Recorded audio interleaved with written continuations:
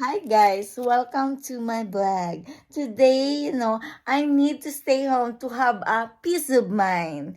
Peace of mind. I need peace of mind. And you know what? Why my rooms is look like pink? I need to turn off the light. What do you want? Turn lights on, lights off. I choose to have a lights off to have relaxing and without stressing life. And you know what, guys? I discovered something that in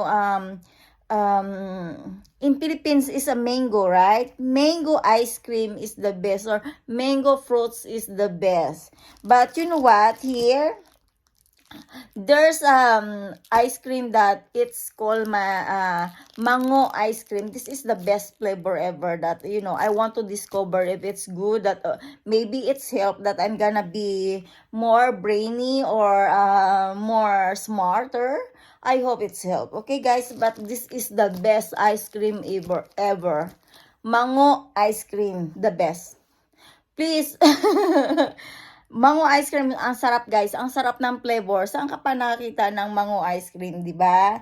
By the way, bye! Have a nice day sa inyong lahat. And please subscribe to my YouTube channels. Just continue to watch, more videos to come. But, this is a very secret kind of flavor that I don't want to show the levels or name of mango ice cream. Okay? Bye-bye. Have a nice day. Mwah. La, la, la.